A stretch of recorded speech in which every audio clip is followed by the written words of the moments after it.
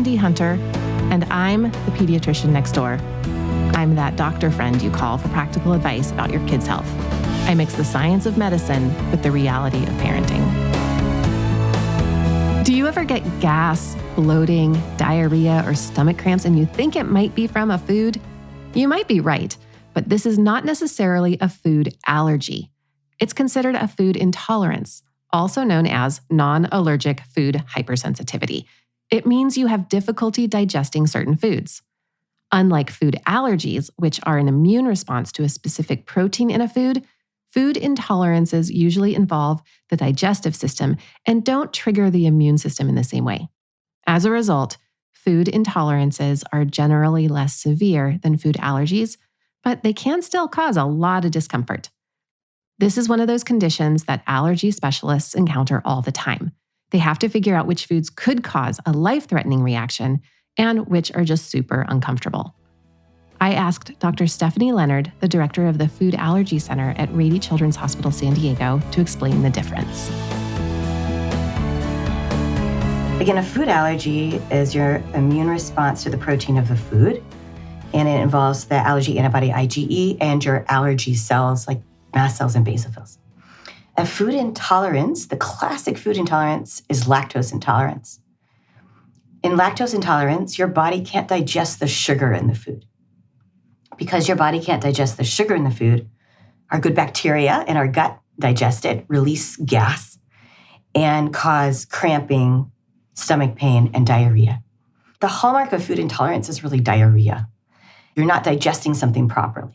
Usually occurs within, let's say, 45 minutes of ingesting that food. The person usually feels better after they've used the bathroom.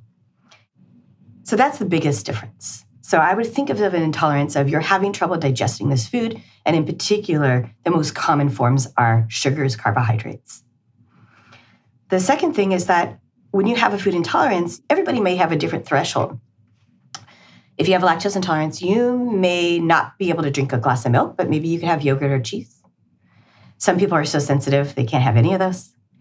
But everybody's different threshold, and some people may tell me, if I eat too much of it, I'll have symptoms. That's not the case in food allergy. You do have a threshold, but it's usually pretty low. So, for example, for the patients that we enroll in our clinical trials for food allergy, they're reacting at like 1/300th of a peanut. So smaller amounts typically trigger food allergy, and every time you eat it.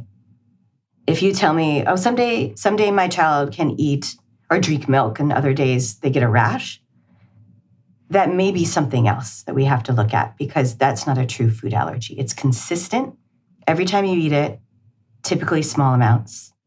And it doesn't have to do with that day or how much you ate or in what form you ate it. So for food intolerances, the treatment really is just to avoid, except in the case of lactose, where you can take the enzyme that digests lactose. I see a lot of patients coming into my office concerned about foods causing symptoms in their child. And I want to validate that because foods can affect us in so many different ways. And I think the most frustrating thing about food intolerances is that we don't have a test for it. And that's something that I want to mention. When you have a food allergy, what we are testing in the skin test and the blood test is your allergy antibody to the protein. When you have a food intolerance, we can't go into your gut and test how you're digesting something. There is no validated test for food intolerance. So you may see products on the market that are advertising for testing for food sensitivity, and those are not validated tests. And so the true way to deal with food intolerance or diagnose food intolerance is to do an avoidance trial. If you think a food is causing you some kind of symptom, you take it away for, let's say, 2 weeks, and then you put it back into your diet. And if the symptoms go away and then come back, that food is likely affecting you. And then, yes, the only way to really deal with food intolerances is to avoid it or to find your threshold. In what situations can I eat this and what situations can I not eat this? There are many types of intolerance. People with lactose intolerance don't make enough of the enzyme lactase that they need to digest lactose, which is a sugar that's found in milk and dairy products. For this, you can just take a pill with the lactase enzyme in it. Problem solved. You may have heard of FODMAPs, Some people are sensitive to types of carbohydrates that we call FODMAPs because it is nearly impossible to say the word that makes up this acronym. See if you can follow. FODMAPs stands for fermentable oligo, di, monosaccharides, and polyols. These are found in a wide range of foods, including certain fruits, vegetables, grains, and sometimes in dairy. Then there's gluten sensitivity. This is not celiac disease. It's different. It's uncomfortable, but it doesn't harm the gut the way that it does in a true celiac disease. Some people have symptoms similar to those of celiac disease when they consume gluten-containing foods, but they don't test positive for celiac disease or a wheat allergy. This condition is often referred to as non-celiac gluten sensitivity.